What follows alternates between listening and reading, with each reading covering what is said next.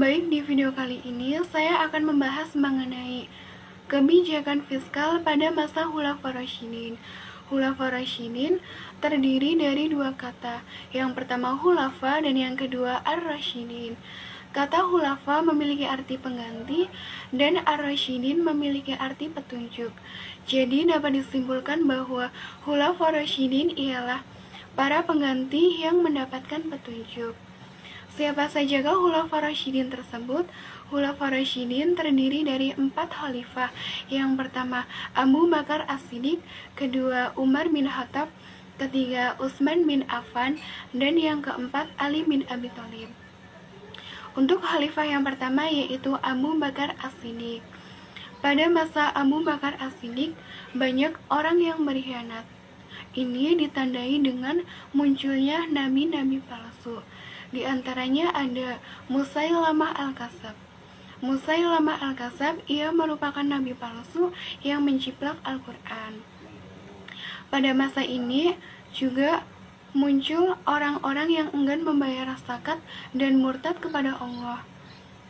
Untuk mengatasi orang-orang yang enggan membayar zakat dan murtad kepada Allah oleh Abu Bakar, mereka diperangi. Mengapa Abu Bakar mengambil jalan tersebut?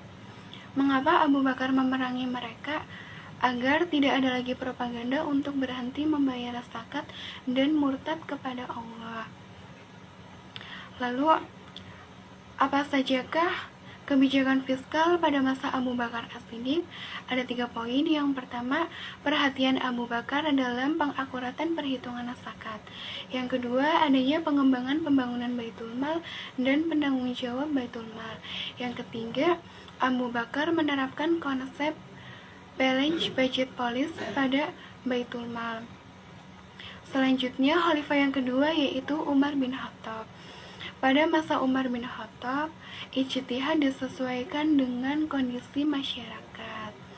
Dibuktikan dengan ada suatu kisah di mana pada saat Umar bin Khattab itu kan ada yang namanya hukum potong tangan bagi orang yang mencuri.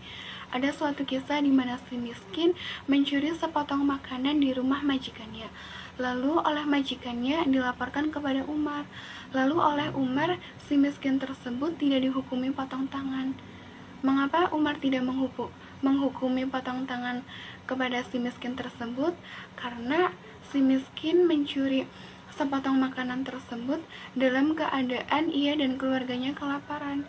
Ia dan keluarganya dalam beberapa hari tidak makan. Maka ijtihad tersebut disesuaikan dengan kondisi masyarakat karena faktor kelaparan tersebut.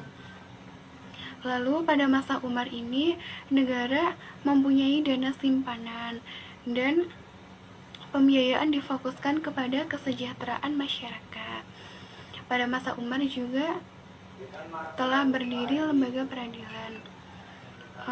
Apa sajakah kebijakan fiskal pada masa Umar? Ada kebijakan fiskal pada masa Umar itu ada zakat, ada sedekah, ada usar. Usar ialah pungutan. Kalau di Indonesia sendiri usar dikenal dengan nama bea cukai. Pungutan sebanyak 1/10 dari harta yang diperdagangkan ketika seseorang melintasi perbatasan suatu negara. Kemudian ada khums. Khums di sini ialah 1/5 dari sisa atau kelebihan pendapatan per tahun. Kemudian ada kharaj. Kharaj ialah pajak yang dikenakan atas tanah. Kemudian ada fa'i. Fa'i itu harta yang didapatkan dari non-muslim atau kafir zimmi secara berdamai atau setelah berakhirnya peperangan. Kemudian ada jizyah. Jizyah ialah pajak yang diberikan kepada non-muslim pada suatu negara yang di bawah aturan Islam atau negara muslim. Untuk khalifah yang ketiga yaitu ada Utsman bin Affan. Pada masa Utsman bin Affan ini pejabat pemerintahan bersifat nepotisme. Nepotisme ialah kekerabatan. Jadi pada masa Utsman bin Affan ini pejabat pemerintahan memiliki hubungan kekerabatan dengan Utsman bin Affan. Namun ada pendapat yang mengatakan bahwa saudaranya lah yang bertindak tidak wajar atau ingin berkuasa begitu. Dibuktikan dengan Muawiyah bin Abu Sufyan, ia masih memiliki hubungan kekerabatan dengan Utsman dan pada saat itu menjadi gubernur di Syam.